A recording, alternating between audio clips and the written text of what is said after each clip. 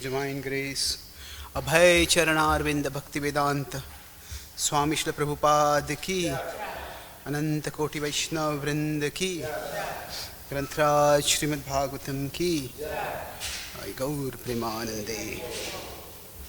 Om Namo Bhagavate Vasudevaya.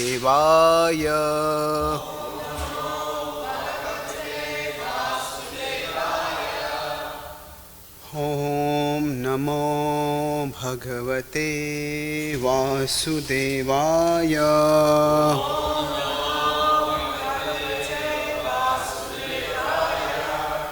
Om Namo Bhagavate Vasudevaya.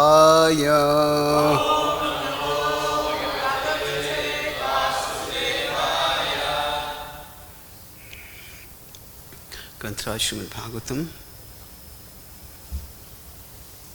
Canto 3, Chapter 30.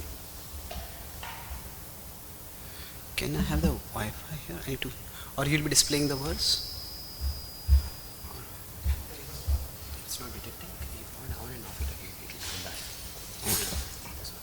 This one? I think it connected last time. Can't connect. Okay, sorry. Connected last time. Even my Wi-Fi is not coming. This one.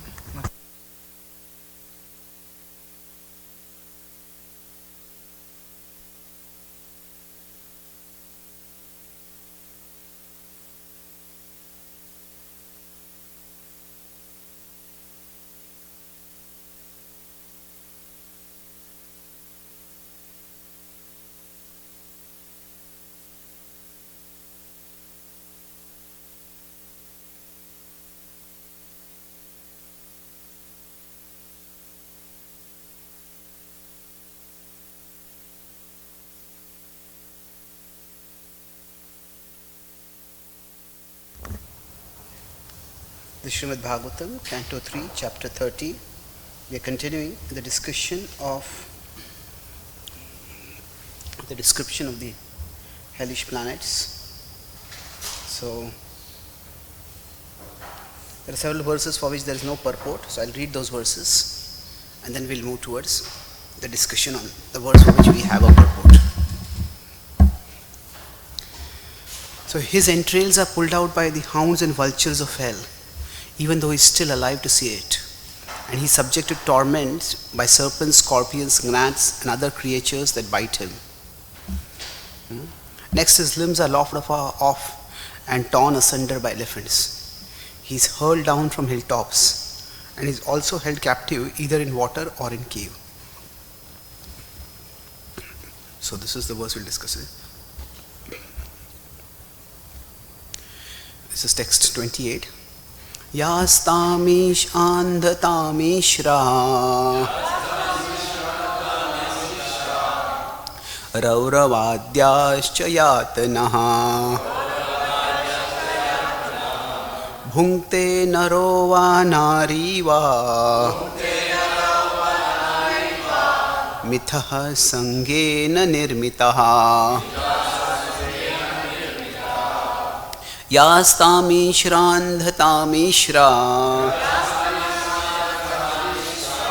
Rauravadhyascha yatanaha Bhunkte naro va nari va Mithaha sangena nirmitaha Yastamishra Rauravadhyascha yatanaha Bhunkte naro va nari va Mithaha sangena nirmitaha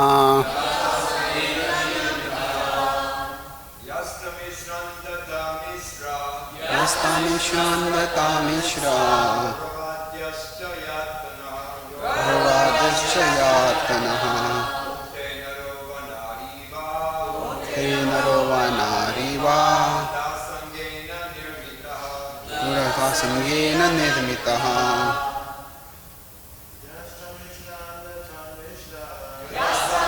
छन्दतामिश्रा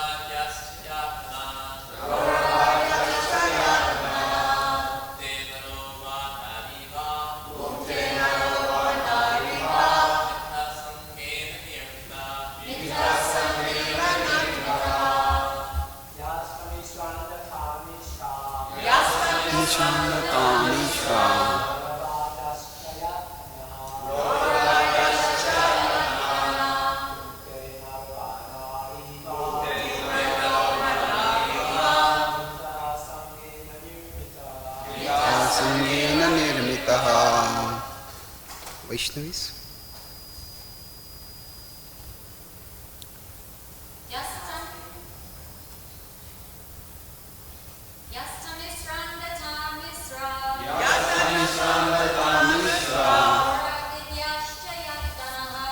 Ravedyaschcha yatanaha Rovanariva Sangena nirmitaha. Word for word translation. Yaha which Tamishra the name of a hell. Andhatamishraha the name of a hell. Raurava the name of a hell. Adyaha and so on. Yatanaha punishments. Bhunkte undergoes. Naraha man. Va or Nari women. Va or Mithaha mutual. Sangena by association. Nirmitaha caused. Translation and purport by His Divine Grace A.C. Bhaktivedanta Swami Srila Prabhupada. Translation. Men and women whose lives were built upon indulgence in illicit sex life are put into many kinds of miserable conditions in the hells known as Tamishra, Andhatamishra and Raurava. Purport. Materialistic life is based on sex life. The existence of all the materialistic people who are undergoing severe tribulation in the struggle for existence is based on sex. Therefore, in the Vedic civilization, sex life is allowed only for in a restricted way. It is for the married couple and only for begetting children. But when sex life is indulgent for sense gratification illegally and illicitly, both the man and the woman await severe punishment in this world or after death. In this world also they are punished by virulent diseases like syphilis and gonorrhea. And in the next life, as we see in this passage of Srimad Bhagavatam, they are put into different kinds of hellish conditions to suffer. In Bhagavad Gita, first chapter, illicit sex life is also very much condemned. And it is said that one who produces children by illicit sex life is sent to hell. It is confirmed here in the Bhagavatam that such offenders are put into hellish conditions of life in Tamishra, Andhatamishra and Raurava.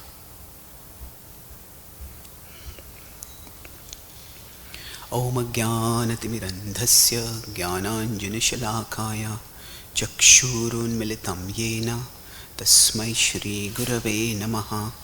Nama Om Vishnupadaya Krishna Prishtaya Bhutale Shrimate Bhakti Vedanta Swami Iti Namine. Namaste Saraswati Deve Gauravani Pracharine Nirvishesha Shunyavadi Paschatya Deshatarine Vancha Kalpatarubhyascha Kripa Sindhubhya Evacha Patitanam Pavanebhyo Vaishnavebhyo Namo Namaha Jai Shri Krishna Chaitanya Prabhu Nityananda Shri Advaita Gadadhara Shrivasadi Gaura Bhakta Vrinda Hare Krishna Krishna Krishna Hare Hare Hare Rama Rama Rama Hare Hare. My dear Lord, please guide us also that we can understand your message of love and be drawn towards you. Hare Krishna. So today we're continuing this discussion on the topic of the punishments in hell. How many of you were there yesterday? Okay. How many of you were not there yesterday? Okay. How many of you are not there today? Okay. So I'll do a quick recap of what I discussed yesterday and we'll move forward from there. Broadly, the topic was how do we reconcile the idea of a loving God with such brutal punishments in hell that are described over here. And I talked about how within the tradition itself there is a contextual emphasis or contextual presentation. I talked about how Mahaprabhu said there's no need for a Vedanta Sutra commentary, but Baldev Vidyabhushan recognized that there is an absolute need for the commentary. So, like that, depending on the sensibilities or the concerns of particular people at particular times in history, the Acharya has to reach out to contemporary teachers, contemporary people. And so each generation is presented here by a circle. So Bhaktivinoda Thakur was the Acharya who focused on tackling modernity. And we discussed what are the challenges in presenting the message of the Bhagavatam. And one of the aspects is this cosmology. And there I talked about how the principle, he says, so Srila Prabhupada and Bhaktivinoda Thakur, I discussed their approaches and I would like to elaborate on that today a little bit. So Bhaktivinoda Thakur gives a somewhat non-literal reading. And Srila Prabhupada, if you see, there's a non-emphasis. I'll come back to, he does not really focus on the principle of hell so much. So, but when Bhaktivinoda Thakur says it's non-literal, what does he mean? He focuses the principle that we are accountable for our actions. However, in his later books, like the Jaiva Dharma, he also talks about hell. So he's not simply dismissing hell as non-literal. I'll talk about that dimension. And then lastly, I talked about the difference between hell in the Abrahamic traditions and in the Vedic tradition. Two main differences. That in the Abrahamic tradition, the hell is eternal. Whereas in the Vedic tradition, it is temporary. It is like a learning place, a tough classroom in the universe, which is university. And secondly, that hell is there for non-believers. Anybody who does not believe, say for example in Jesus, is going to go to hell. Whereas in the Vedic tradition, hell is for wrongdoers. One may not be a devotee of Krishna, but still if a person is not harming others, they are not going to go to hell. They may stay in the material existence, they are not necessarily going to go to hell. So this is not a personal vendetta of God, that you didn't worship me, so I'm going to send you to hell. It's not like that. So there's a very significant difference. Although the term is same, the conceptions are different. So now I'll talk about three main points today. I'll talk about the concept, and then I'll talk about the principle of consequence, and largely I'll talk about compassion. So now it's interesting when you use the word concept of hell. Sometimes we may use it in a literal sense, and sometimes we may use it in an experiential sense. Now the word literal itself is a little confusing word. What do we mean by literal? Now, but let me start first with the experiential. Right, in the very next verse in this very chapter, what will Kapila tell his mother? If you say, what does he say that? My dear mother, it is sometimes said that we experience hell or heaven on this planet. For hellish planets are sometimes visible on this planet also. Atraiva naraka swarga इति मातः प्रचक्षते या यातना वै नारकस्य ता इहाप्य उपलक्षितः. So yesterday I had given the example of how Prabhupada said in concentration camps people had to eat their own refuse, and that was horrible. So now somebody might draw a particular implication from that. So is God like a concentration camp creator? No, that's not the point of the word. The point is that just as in some places in this world there could be heavenly enjoyment, if somebody goes to a 5-star or 7-star hill station. So we might say for somebody who maybe has lived in poverty where they don't even get one proper meal in an entire day. For them, if they go to luxury where there are maybe 50 items for every meal and they sleep in a comfortable bed and so that can seem like heaven to them. So the point Prabhupada was making is not about the cause. The point Prabhupada was making was the varieties of experiences that are present on this planet also. And sometimes we may not see certain experiences within our paradigm or our range of experiences. But that's like Prabhupada would talk about Dr. Frog, the frog in the well. Just because we have not experienced something does not mean that it's not there at all. So Prabhupada is giving a possibility over there. There's a difference between explaining possibility and explaining causality. Now why someone goes to hell is a different thing. Possibility means that okay, this can happen. So we can say if we have varieties of experiences in the world. So we experience comfortable situations, we experience uncomfortable situations. We experience very comfortable situations, we sometimes experience unbelievably comfortable situations. So like that, the variety of experiences, this might be the range which we have experienced. But it's possible that based on what we have experienced, we could say that the reality could be much bigger, beyond the range that we have experienced.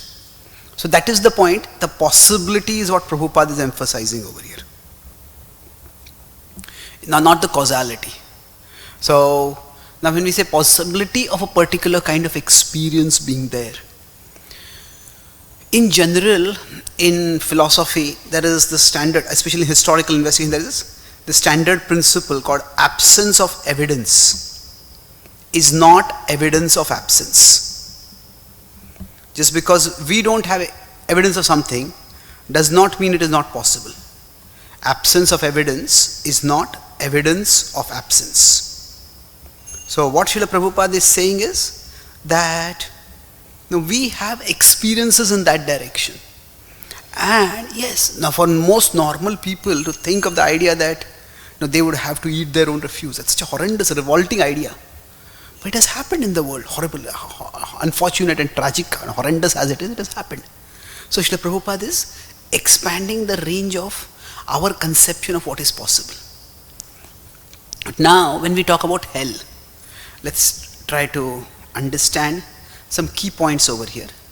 See, hell is, now we may have a very simplistic idea that hell is a location.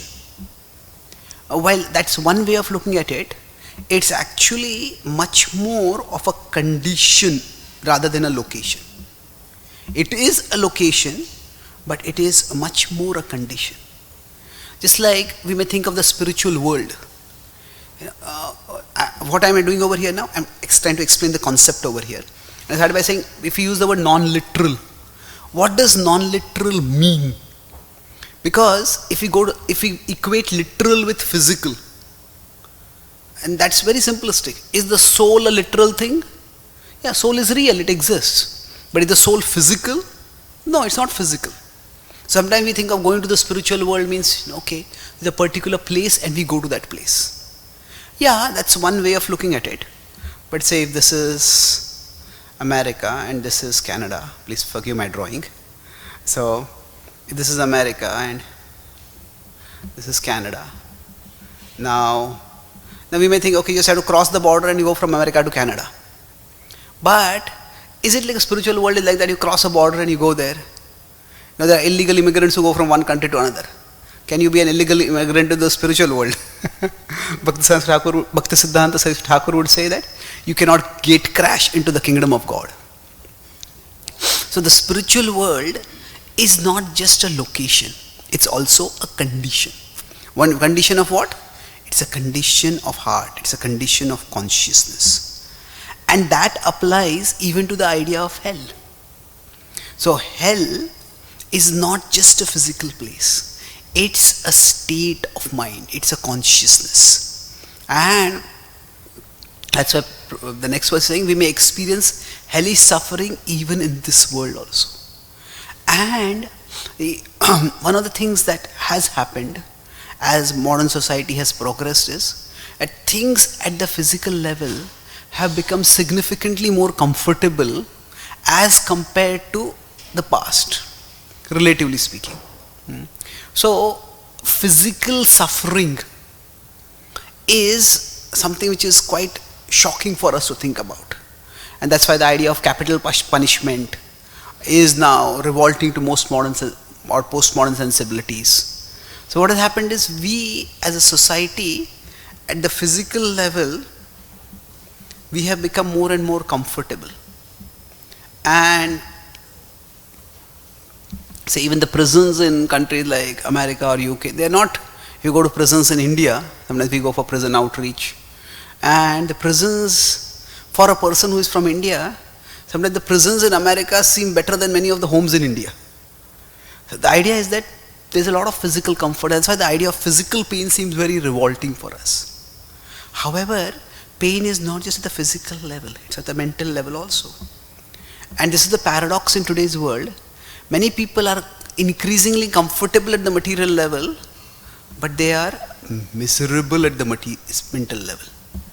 And so you can say many people are comfortably miserable. All mental health problems, there are some people who may end their lives because of physical pain or physical discomfort. But most of the people who, for example, commit suicide, it's because of mental anguish.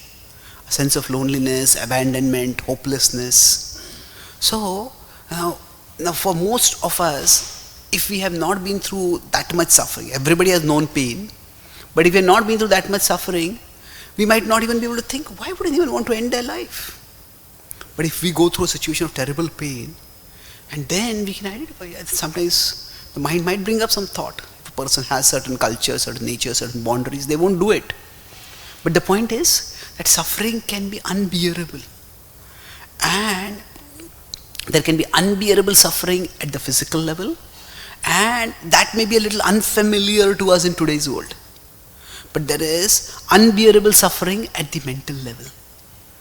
I just want to end my life. So hell, suppose somebody is an addict and they're illegally trying to get rid of the addiction, but they're just not able to, and they're feeling the withdrawal pain. And it can be like hell for the person over there. I don't want to do this, but I just can't live without doing this.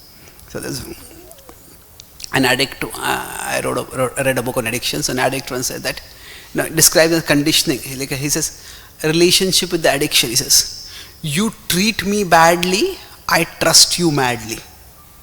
So it's a very terrible. It's like a typical definition of abusive relationship. You treat me badly, but I trust you madly. Each time somebody indulges, they suffer, but after that, next time the temptation comes, they just can't say no. So that is a hellish condition. So at a mental level, we could say addiction could be an extreme phase of suffering which can seem hellish. So the point of hell is not the specifics of the kind of physical suffering that is being inflicted. The point of hell is that there is a state of suffering. So in scripture, when the language is given, so I'm building on this point of concept only. See, sometimes the language is descriptive, but quite often the language is indicative rather than descriptive. Now, what is the difference between descriptive and indicative language? Descriptive is what a place is. You describe what it is. Indicative is what it feels like. what it feels like. The Garuda Puran is a place where, in one of that's a book where a lot of description of hell is given. The post-life journey is described and hell is described. Now you will see in the Garuda Puran, it is described that hell is a place of darkness. And hell is also described as a place of unbearable fire. Now if we think of this simply as descriptive language, now fire and darkness don't coexist. Isn't it? Fire means there is light. So hell is a place of darkness and hell is a place of fire. So now we could go and say, these are two different hells. One is a dark place and the other is a place of fire. But the Garuda Puran is not literally describing two different hells at many places. So the darkness and fire, they are indicative of what we will experience. So darkness is a place of loneliness, of abandonment, of feeling completely lost. And fire is a place of agony. It's a fire of we can have the fire of guilt, we can have the fire of regret, that is fire. So it indicates different kinds of sufferings. Now if we consider that this is literally a description of the conditions, then the question comes up, the Prabhupada is saying over here, somebody engaged in illicit sexual activity, and that's what the Bhagavatam says. But then we'll see, how are we going to define illicit sexual activity? Is it a one-time indulgence? Is it a multiple indulgence? Is it lifelong indulgence? Is it two people coming voluntarily and consenting? Is it one person forcing the other person? There's a whole spectrum. And if this were supposed to be a literal description, then it wouldn't be that anybody, so suppose somebody eat months in their life, and somebody else doesn't eat a meal even once in their life, which does not have meat. Now can you say both are culpable at the same level? No system of justice would accept that principle. So this is clearly not a literal description of who will suffer how much. And we see this in Srila Prabhupada's purport also. Here if we go back, the previous verse. That Prabhupada is nuancing and qualifying certain things. So the Sanskrit is Bhunkte narova nareva mitha sangena nirmitaha. That this is what the man or the woman will be subjected to if mitha sangena nirmita, if they indulge in sexual pleasure. Mitha sangena is sexual pleasure. Nirmita, it is caused by. But Prabhupada is nuancing and is saying that those whose lives were built upon indulgence in illicit sexual life. So he's not just talking about a one-time indulgence. The lives are built upon that. Now that is very different from a one-time indulgence. Sometimes somebody may not want to indulge, but the temptations may overpower them. Sometimes somebody may indulge, but then they may reform afterwards. So this is not so much a quantity. Another way to understand the difference between the descriptive and indicative is, it's not so much a quantitative language as a qualitative language. That there is consequence for our actions. So when the Bhagavatam describes hell, what is it's not describing geography as much it is describing gravity. Now gravity is not the pull of gravity, but gravity is how grave the situation is. That actions have consequences. So it's not that when the Bhagavatam describes hell, or for that matter it describes any of the places in the cosmos, it's not like a Google map pin drop. You put the pin and Google map will take you there. It's not exactly describing geographical coordinates. It's describing the principle of gravity. Gravity is that there are our actions, we are accountable for our actions, and therefore we need to be careful. So going back to what Prabhupada said, Prabhupada is not talking about causality over here. He's talking more about the possibility, and the possibility is that even in this world there can be terrible suffering, sometimes at the physical level, sometimes at the mental level. And that principle, just as in the heavens, there can be pleasures that we can't imagine. Similarly in health, there can be pains that we may not be able to imagine. So that's the first point of the understanding the concept. Now, let's talk about compassion. So yesterday I mentioned about how Srila Prabhupada does not emphasize so much that if somebody engages in, he does not emphasize hell so much in terms of that being the consequence of wrong actions. Now, if we look at the Veda-base, there are hundreds of references to hell in Prabhupada's works. But it's interesting, where does Prabhupada refer to hell? He is referring to the conversation between Parikshit Maharaj and Shukadeva Goswami that follows this description. And Parikshit Maharaj asks, how can people be saved from such hellish conditions? And that's the start of the 6th canto. And there it is said that, atonement will not work. It said that ultimately bhakti will work. And then the story of Ajamil is told. And when the story of Ajamil is told, the point is that when a devotee sees such suffering, such descriptions of suffering, a devotee's focus is that how can such suffering be prevented for others? But the focus is compassion. The focus is not condemnation. It is not to scare people. You're going to go to hell and scare them into compliance. That is not the point. A devotee's mood is always compassion. And this compassion is actually Krishna's mood, and this also needs to be a devotee's mood. Now, what do I mean by Krishna's mood over here? In the Vedic tradition, it's understood that God is present in our heart. And God is present in our heart wherever we go. The verse in the Bhagavad Gita says, Brahmayan sarva bhutani yantra rudhani maya. So that on this, we are like on the vehicle of the body and we wander all over. So, if you see the Vedic conception of God is Krishna, as contrasted with, say, the conception of God in any other tradition, the Abrahamic tradition. So it is not Krishna who sends people to hell.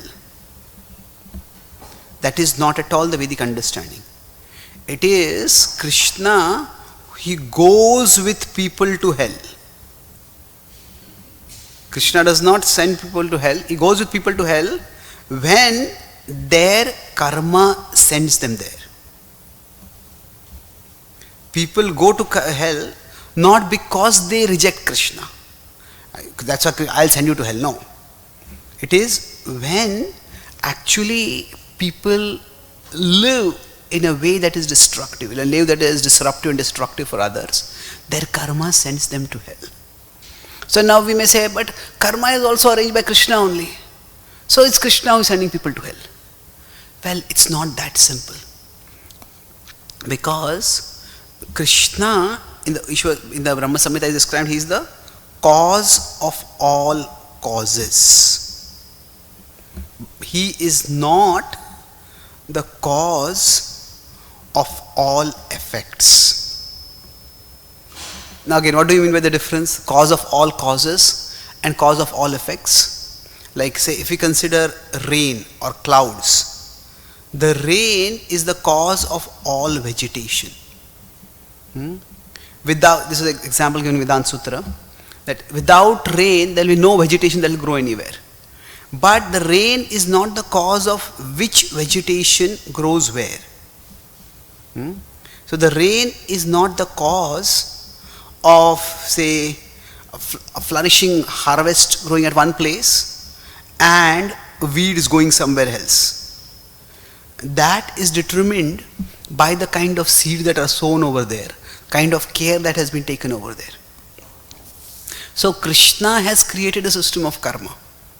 But saying that Krishna sends people to hell is like saying, suppose there is a pilot and the pilot makes a mistake and the plane crashes. And why did the plane crash? We have to make an investigation to find out what went wrong. If the pilot made a mistake, why did the pilot make a mistake? If the airplane malfunctioned, why did the airplane malfunction?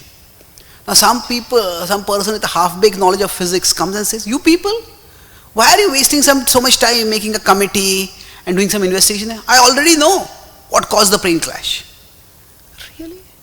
Tell us, do you have some secret intelligence information? What caused the plane crash? He says, no, it's simple. The plane crashed because of gravity. Now, did the plane crash because of gravity? Well, yes and no. Without gravity, the plane would not crash. But we cannot hold gravity responsible when the plane crashes. Because the planes are designed to fly in spite of gravity. And if a plane crashes, and the question is, not gravity caused it. Why did that mechanism malfunction? And that malfunctioning of the mechanism is what is responsible. Was it the aircraft manufacturer's mistake? Was it those who were supposed to do a pre-flight check? They didn't check properly. Was it a pilot's mistake? So you cannot blame gravity for that. That's why it is not Krishna who is sending people to hell. Krishna has created a mechanism. But Krishna does not force anyone to make any choice. The Bhagavad Gita in 4:13 and 14 says, Tasya kartaram apimam vidya akartaram avyayam. Tasya kartaram apimam. Krishna says in 4:13 in the Bhagavad Gita that I am the maker of the whole system. But it is not that I place different people at different places in the system. That is by their choices. So Krishna's compassion is that even if our actions send us to hell, Krishna is there with us in hell. Krishna is the Paramatma, never abandons us. And Krishna is always eager for us to be elevated. So Krishna's love is the biggest reality in the world. And for us, as we grow spiritually, what happens is this. If you forget everything else from this talk, you can just remember this one thing. For us, initially, the world is very big. And God, Krishna, is very small. When I was introduced to Bhakti, I started talking about it with my friends and colleagues and relatives. One of my uncles, he told me, yeah, I have a very good relationship with God. I said, really? I said, what is it? He says, mutual non-interference. He says, he is happy there, I am happy here. So some people feel that God is completely irrelevant. Now, when we think God is irrelevant, then what happens? The world is very big for us, and the world's ups and downs also become very big for us. So the world's ups and downs, they impact us a lot at a mental level. But as we grow spiritually, the world becomes small and Krishna becomes big for us. So for a devotee, the physical suffering, it's real, but Krishna's love is a bigger reality. So when Parikshit Maharaj saw that the snake was going to come and bite him and kill him, he knew the snake is going to come, but he also knew that it is actually Krishna's arrangement. So for us, what happens is, the spiritual growth means we see physical reality, we don't deny. Okay, it stopped. Okay. It's interesting.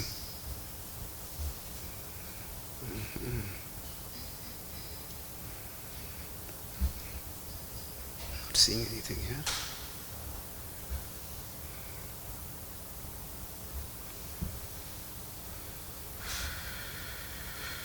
Okay. So if we say that there is physical reality and there is spiritual reality, the physical reality is important, but for a devotee, the spiritual reality is much more important. And yes, hell may have terrible kind of suffering. It could be at a physical level, it could be in this world, it could be next world, it could be at a geographical, the psychological level, or at a physical level. But whatever be the suffering, Krishna's love is a bigger reality. And that will bring me to the last point. I think that it's saying no displays are visible.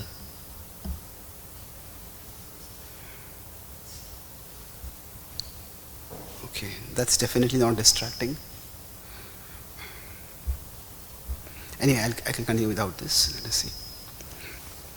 And that brings us to the last point, that is correction. So if there's compassion, then our focus, compassion is not just an emotion. We need to, after that, do something tangible. And what is the Bhagavatam's mood? It's a mood of correction. So the whole story of the Bhagavatam is told so that people can actually turn toward Krishna and they can it's come. Okay, good. So spiritual growth means the physical reality is not as important as the reality of Krishna's love. So that brings us, so compassion is, yes, a person may suffer in hellish conditions also, but Krishna's love is the bigger reality. And that correction means that we focus not so much on the reality and the gravity of hell. We talk about it, but none of our acharyas has written a commentary on the 5th canto of the Srimad Bhagavatam specifically. Many of the acharyas have written commentaries on the 10th canto of Srimad Bhagavatam.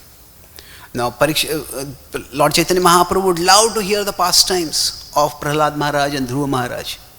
It not described that he loved to hear the description of hellish planets. No, so our focus is on how to help people experience Krishna's love, how to invite them into that world of Krishna's love. And once they experience that, that is what will protect them from hell. And so ultimately, Prabhupada started the International Society for Krishna Consciousness. It was not the International Society for Hell Consciousness. That is, there is hell and you'll go to hell if you don't do this. No, that's not the point. So what our acharyas are emphasized, that is what we need to emphasize. And this correction happens by inspiring others to also develop love for Krishna. So broadly, that the principle is yena kena prakarena. Yena kena prakarena means somehow or the other fix the mind on Krishna. So each one of us, based on our particular background and the kind of background that our audience comes through. So for some people, hell as a literal description, that can create fear, and that fear can inspire people towards correction through connection with Krishna. And that's perfectly fine. Now I was in India. There's a temple in a small village. We have one of our spiritual leaders in India who was born in that village. And in that village, when they built the temple, they've actually depicted the suffering in hell for the 4 regulative principles. They made dioramas of how a person who eats meat will have to suffer in this way, how a person who does illicit will have to suffer in that way. Now, when I talk with the devotees who are making the Vedic planetarium, they have decided the Vedic planetarium in Mayapur to not depict the hellish planets. So now what is the point over here is, yes, people who may live in villages, they are still in a little bit of pre-modern times, and the idea of a hell may act as a deterrent for them. Oh, I don't want to suffer like this. But for some people, the idea of hell, if it is, what kind of God will create something like this? If that's the idea, then we focus on the idea of hell as a condition rather than a location. And the focus is on redirection. Yes.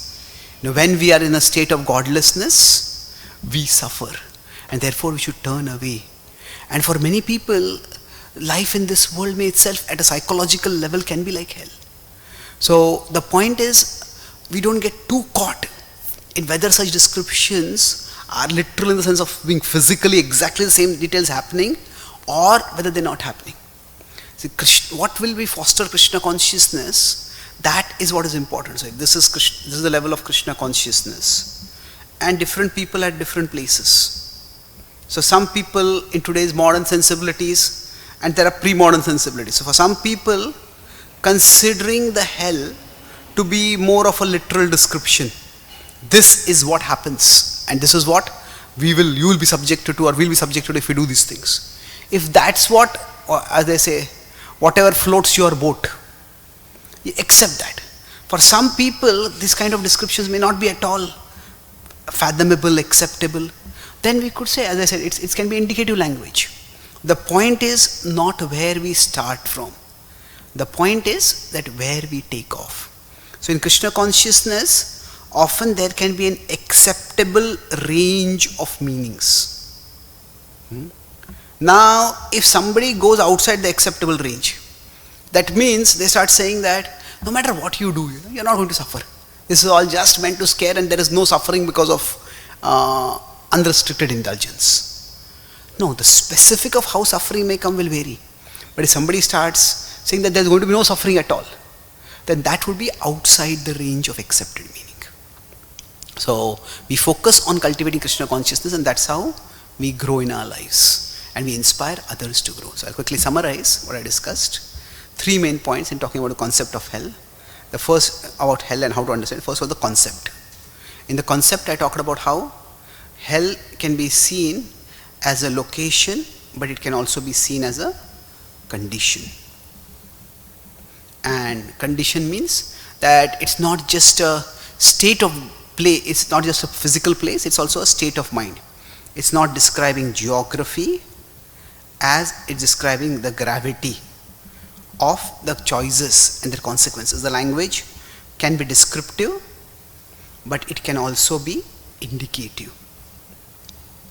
So we can understand this, it's more a description of not so much of quantity as it is of quality. The specifics are not mentioned over here. So the concept of hell can range from both ways. Then I talk about the principle of compassion, that how what Krishna's mood is, Krishna doesn't send to hell, he goes to hell with us. So he goes to hell not to suffer, but to save us from suffering. And that is Krishna's love for us. So Krishna is the cause of all causes, not the cause of all effects. It is not Krishna who sends people to hell. It is karma which sends and Krishna who saves. And when the correction, our purpose should be correction, just as Parikshit Maharaj on hearing this, his focus was on correction. So Srila Prabhupada's mood was also on correction. So Srila Prabhupada also sensed the kind of audience that people were there today. And then lastly we discussed, for us, our mood should also be how can I connect people with Krishna. And thus there can be an acceptable range within which such statements can be seen. So for some people, the literal meaning may inspire them to take to Krishna consciousness. And for some people, it may be a less literal meaning. So rather than mandating necessarily this is the only meaning that has to be taken, we understand that ultimately everyone has to go on the journey toward Krishna consciousness. Everybody needs to recognize that actually Krishna's love is a far bigger reality than this world, whether it be this world's pleasure or this world's pain. And whatever way a person can actually be inspired to perceive Krishna's love as the bigger reality, we encourage them in that way and help them move towards Krishna. Thank you very much. Hare Krishna. Hare Krishna. Yes, please.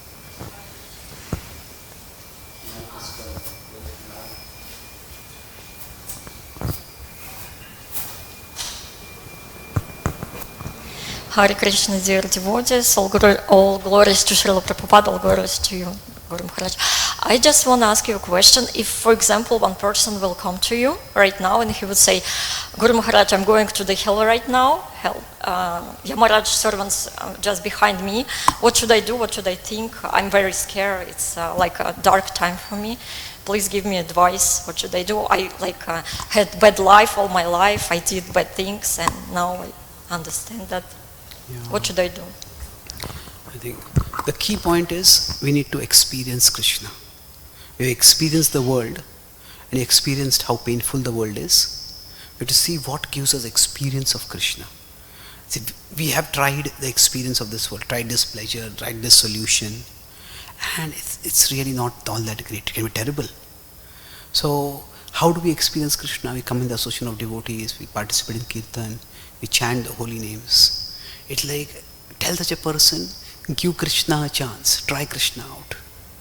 Try Krishna out means not just chant the holy names, that's important, but try to do something which actually gives you the experience of Krishna. So maybe come and stay in the association, go to a holy place, take up some spiritual practice, that the world is going to be there. It's not that the world is going to fall apart if you turn away from the world for a few days. Try to immerse yourself in Krishna for some time. So give yourself an opportunity to experience Krishna. And once we do that, we'll get some strength. And then greater than the world's power to hurt is Krishna's power to heal. But we need to give ourselves the opportunity to be healed by Krishna. And then once we are healed, then we can decide whether we want to go back into the same situation and deal with the situation, or just want to walk away from that situation. But give yourself an opportunity to experience Krishna. That's the key answer. Okay, thank you. Yes, Prabhupada. Thank you for 2 wonderful classes. And if you asked me this morning what did I like about it, I took notes, so I'll be able to not look stupid. But the question I want to ask is this: there's a famous picture, well, it's famous to Prabhupada disciples, of Prabhupada being handed the 5th canto, and it's open to the pictures of the hellish planets, and Prabhupada's got a big smile on his face. You know that picture, Salas Prabhu? You remember that picture? All the Prabhupada disciples would know that picture. I don't know if it's still in circulation. How do you understand it? Because that's a lot more than non-emphasis. I mean, how do we understand that picture? Never heard anybody give a good explanation. I also remember that. I was thinking about it today. See, what happens is that, personally, I'm not saying that the understanding that I have or the understanding that I shared is necessarily the conclusive or the definitive understanding.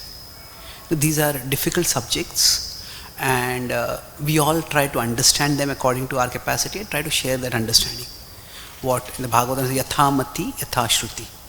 As I think with Vidura and Maitreya have a conversation, they say, as much as I have heard and as much as I have understood. Yatha mati yatha shruti. So now considering that particular picture, I'd say 2 things. Yes, Prabhupada definitely had a big smile. Now, was that smile by just the fact of having the Bhagavatam published already, or was it specifically because of that picture? That's very difficult to say. It could be that Prabhupada was smiling throughout, and maybe that picture was clicked when incidentally Prabhupada was on, that photo was clicked when Prabhupada was looking at that picture. So whether it is the description of the hellish planets that pleased Prabhupada, I doubt that very much. So that's one point. The second point is, if we look at Srila Prabhupada's overall writings. So when I said non-emphasis, see, the nature of the human mind is to go toward the extremes. Means if something is important, we make it all important. And something is non-important means we make it completely, utterly unimportant only. It's not utterly unimportant. But there is a grade of importance.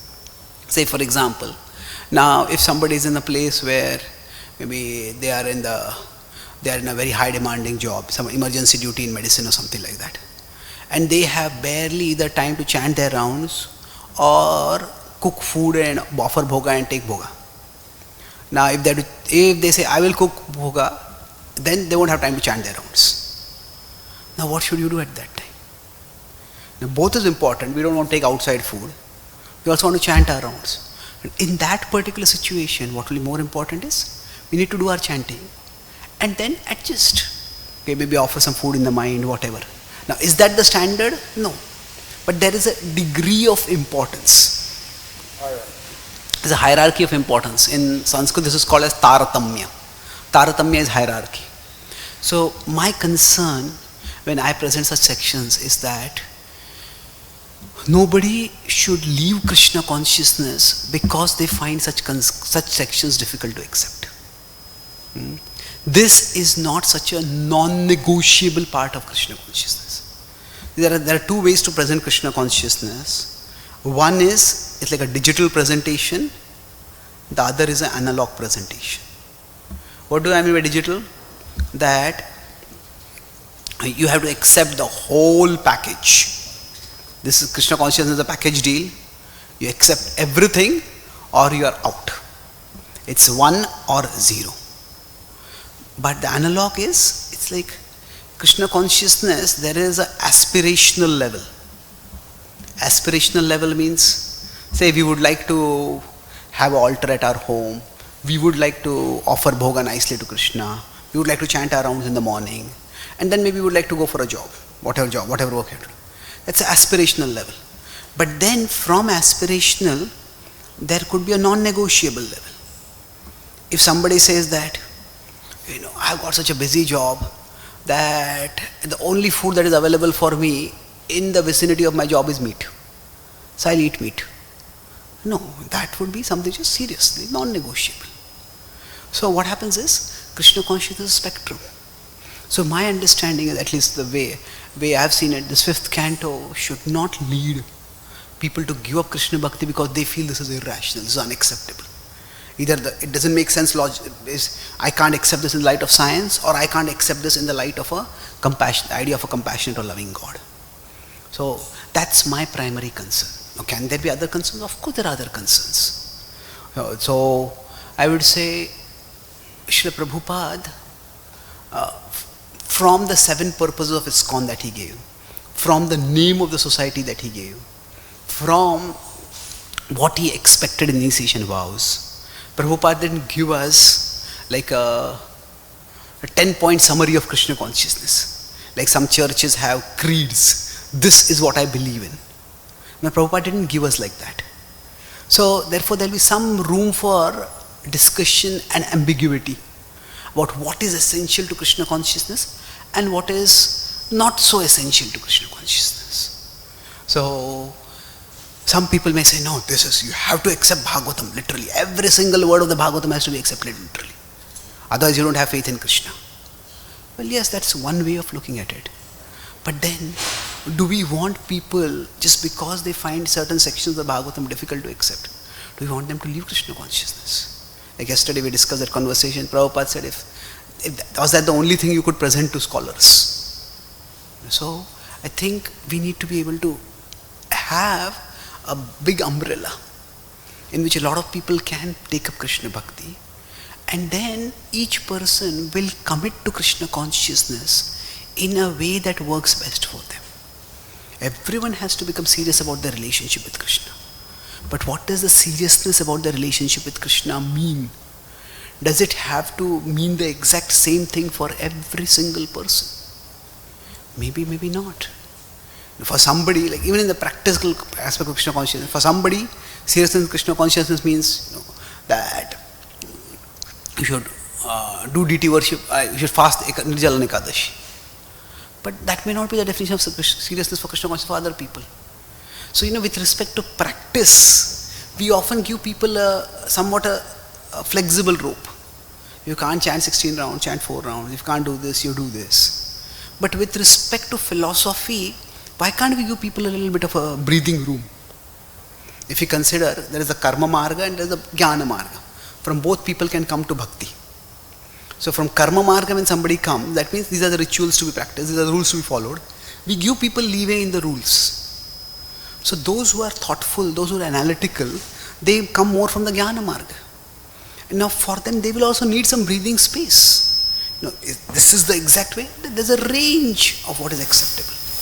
So in general, my experience is that people who come from India, most of them come from the karma marga. Karma marga means that these were the rituals, this was the culture that most of them were practicing. And they just learn more about the philosophy and they become more reinforced in practicing that. But most non-Indians, most especially Western people who come, they come more from the jnana marga. That means they have existential questions. And they find that their particular tradition did not give them answers to those questions. And that's why they come.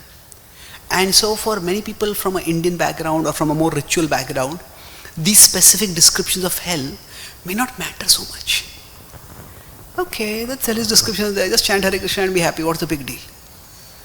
But for some people who have come from the philosophical direction, this whole question, how can a loving God do something like this? That's a very serious question.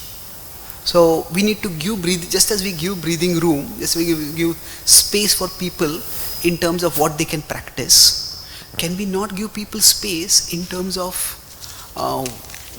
how they understand certain things? So Prabhupada, in my understanding, gave that space. That's what Prabhupada called as philosophical speculation. So there is one pastime, I'll conclude with this, that I think this is described by Bhakti Charu Maharaj in one of his Vaspuja offerings.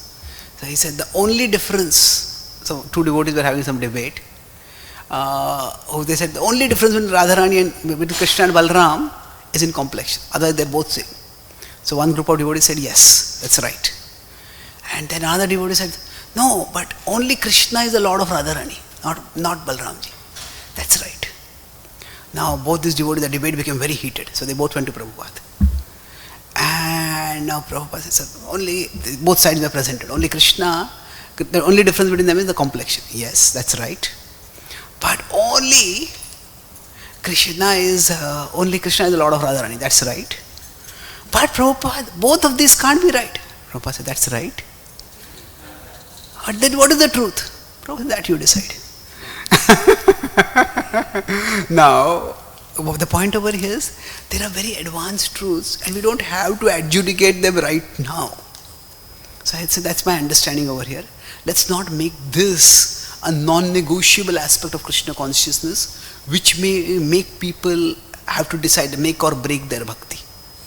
Okay? Thank you. You want to add something? No? Okay. Master Aswaz.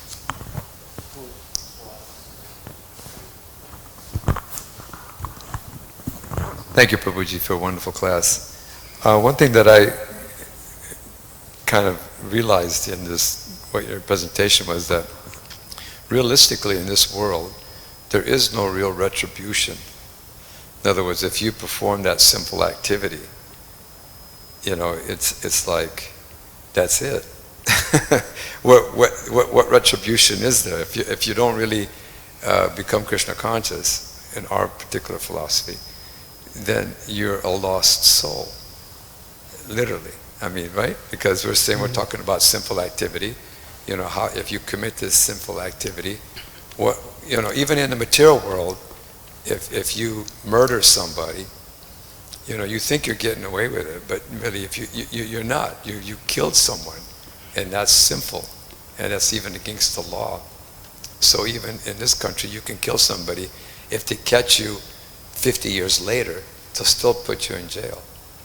So here we are in a material world, and we're committing so many simple activities, knowingly and unknowingly. What's the what can they do in terms of they'll be constantly in this cycle of birth and death? Yeah, I think this is exactly it's a nice way of articulating this point I was making. In our tradition, the specifics of how somebody is suffering is not as important as the principle that there is suffering in the material world. So as long as somebody is in the material world, they will be suffering. And the key point is get out of this material world of suffering. So rather than getting so caught in, this is hell and this is a place of severe suffering. No, the whole world is a place of suffering. And unless we get out of that, what is the point? It's like Prabhupada would say there are golden shackles and there are iron shackles. It's still shackles only. Yeah, thank you, Prabhu. So, Prabhu, my question is in regards to the physical location of hell or the spiritual world and the importance. In the other side, we also have the conditioning of the living entity. And that brought me to some memories about, I was reading a book where in the early days one devotee was complaining or having a difficult time to understand the situation of Vrindavan and finding all the different discrepancies. So Prabhupada answered, he says, actually Vrindavan is a state of consciousness. Yes. You can create Vrindavan anywhere you are. So my question would be, it doesn't necessarily diminish the position of the sacredness of the place. On the other side, my question will be also, is it sometimes more important the conditioning that the kind of mentality that you have? Because if I bring it to another question, you can be in the presence of the Paramahansa, a great master, but you condition it, or you're not able to, take advantage of it. Can you True. speak? Good point. See, that's what I was trying to draw over here. See, if we consider Vrindavan as a place, now is it important to go to Vrindavan on pilgrimage? That's considered one of the key limbs of bhakti. So the location is important. But then in our tradition, it is also said that what is the use of going to a holy place if you don't associate with holy people over there? It is like even bathing in the river. It's like a cow or a donkey. So there's location without condition. Now this is undesirable, or at least not the best you can put it. That if we are just in the location but we're not in the condition of state, condition of mind. Now, can there be condition without location? It is said yes, that wherever Krishna is glorified, that is Vrindavan. So if a devotee is going on a morning walk with Srila Prabhupada, they might be going through some ghettos, that will be like the spiritual world. So this is also glorious, but the problem is that this may not be what we can experience all the time. So we can be in the condition, we could say that a devotee who goes out into the world to distribute books, if they are fixed in serving Krishna, wherever they are going, that's the spiritual world only. Because they are glorifying Krishna, they are sharing the glories of Krishna. But still, can that devotee stay in that location 24 hours a day and not be affected? No, it's not. So ideal is where the location and the condition both are there. So the physical location matters. But it is not the physical location alone that matters, it is the state of consciousness also matters. So Vrindavan is a state of consciousness, Vrindavan is also a place. Ideally, by going to the place, we can develop the state of consciousness more easily. And we can carry the state of consciousness outside that place also.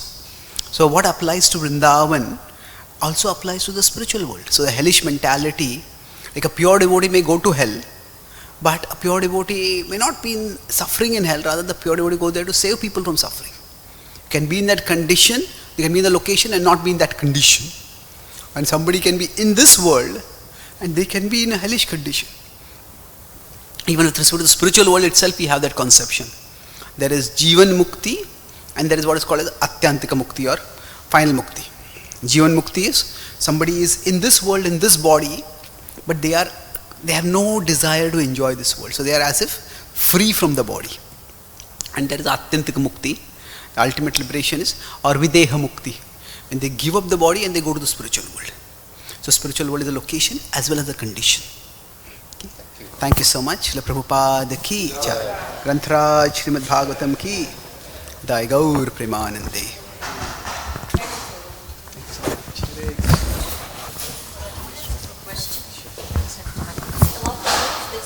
About